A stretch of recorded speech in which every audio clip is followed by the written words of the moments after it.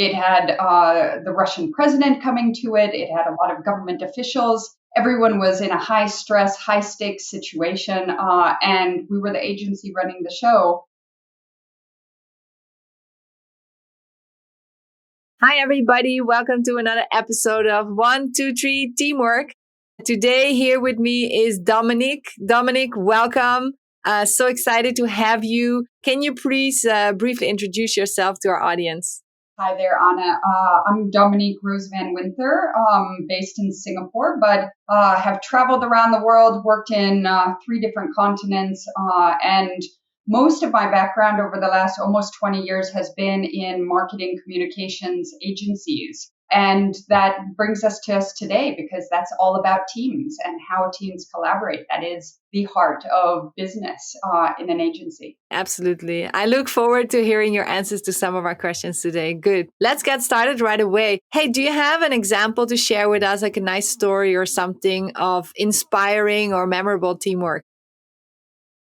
Well, I think one of the biggest launches of a factory in St. Petersburg that I was part of was the pinnacle of bringing together a team and camaraderie and collegiality under high stress situations. It had the Russian president coming to it. It had a lot of government officials. Everyone was in a high stress, high stakes situation, and we were the agency running the show and supporting the client. And it was in those sorts of examples of teamwork that always strike me as the beauty and the magic that can happen when people are passionate about a brand. And in this particular case, the client was absolutely amazing, innovative, leading edge, fascinating speakers and everything. So easy in our job as marketeers to kind of promote them. But at the same time, given that high stress situation, how it all comes together with all of the planning, with managing the right people,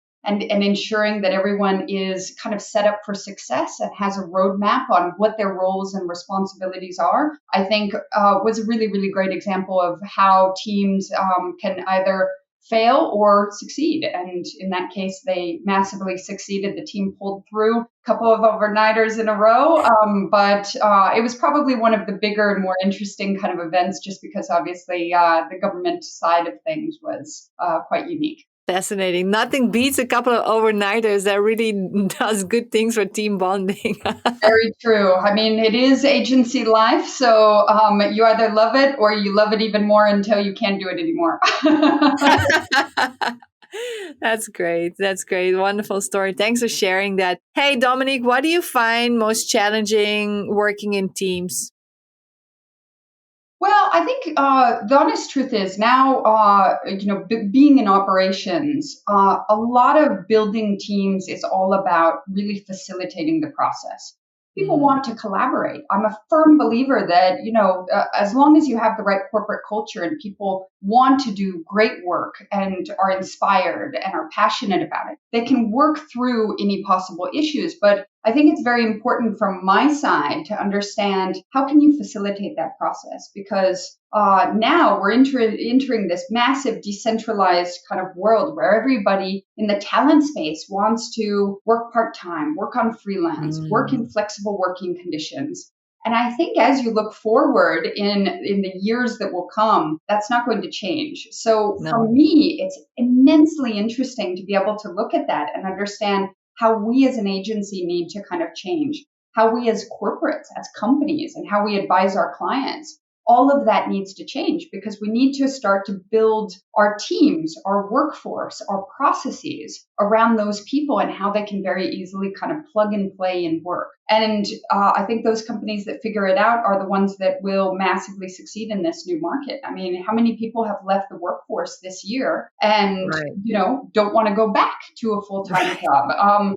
Agency life isn't for everybody, but consulting life is for a lot more people. And so we need to figure out how to be able to bring those sorts of people to collaborate with existing teams, to collaborate with existing talent and collaborate with clients. And in order for that to work, I can just see so much of that operations piece in making sure there's the responsibilities, the roles, the structure, the clarity on with the vision and the mission and the goals. And then if you can bring people together and start to instill those same kind of values and practices and ensure that there are certain kind of benchmark and fundamental kind of cultural similarities, then I think you'll find a lot more success. So that's what I'm passionate about in terms of teams, is where we're going. We've never seen as much revolution and change in how we're going to be managing teams from a company side than we've seen already in the past year. But I think as things start to normalize again, it's going to be incredible to see the changes that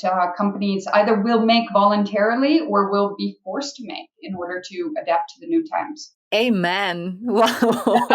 So beautifully said. And this is so true. And I think this is exactly, the reason behind why we focus so much on teamwork, because this lies ahead of you. And wow, Dominique, you're so ahead of things for pointing the world out to what's coming there. And I think it's a beautiful challenge ahead, but it definitely is going to be a challenge that we all need to sort of figure out. Absolutely. What is your secret? Like, what secrets do you have up your sleeve for successful teamwork? What is your one key to success to make it all happen?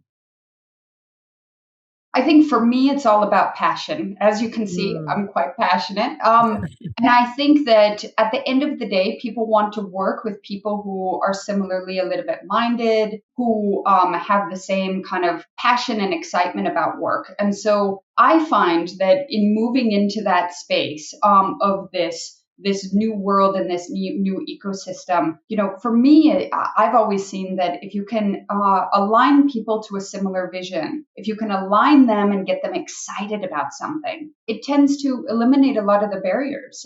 Barriers tend to happen when it gets into politics, when it gets into frustrations and things like that. But if you feel like you're all moving towards the same goal, I feel like that energizes everyone and can get everyone very excited. And it distracts from maybe the frustrations of, whether you had a little bit of conflict or tension with one client or one colleague of yours. A lot of the excitement about what you're doing can really kind of push you through a lot of the other teamwork challenges that you have. So I don't know if it's the secret to success for everyone, but for me, for sure, and for the teams that I've always worked with, and the teams that I want to work with, because we all want to work with people that have a dream, who have a vision, who are interested on what bigger things and what impact are we going to kind of be building. So I would say that's the closest to the recipe of success. It can be duplicated by everyone. You don't need 5 visions. You need one visionary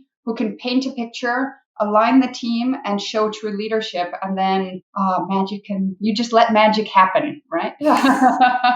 So what would you do if that wouldn't be there? What intervention would you do to make sure that, the team gets on track if that doesn't feel strong to exist? Well, I think with any kind of big transformation projects or anything that is substantially important to a company, really, we have to craft up that story. And if it can't be crafted within that team, that is our job as facilitators to go and figure out, okay, how do we tell that story? Because you cannot change, you cannot execute on important work and priorities unless everyone knows where you're going. And I think that's where a lot of companies actually end up not reaching the type of success that they want when it comes to change transformation.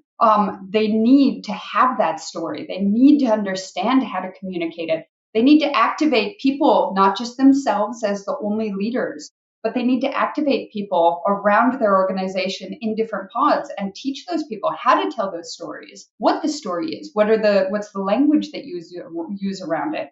Because without kind of a central story and a direction to move in. And even if you have the smallest of projects and the smallest of teams, that it seems like that doesn't fit to the global vision. Like you have to have someone that is giving that alignment, that is giving that, because at the end of the day, like we all just want to drive impact, and, executing on a small accounting project or executing on a small event, if you can't see how that ladders up to something that is bigger and greater and more amazing, then either the company isn't going to fulfill all of your goals and all of your needs, or you're just going to not feel that kind of connection to your colleagues, that you guys are united in kind of one front. So even if within that team somebody can't tell that story, like we need to, as companies, figure out how we can kind of go a little bit more broad based and kind of stitch together the goals, the ambitions, the values of departments, of teams, of different projects.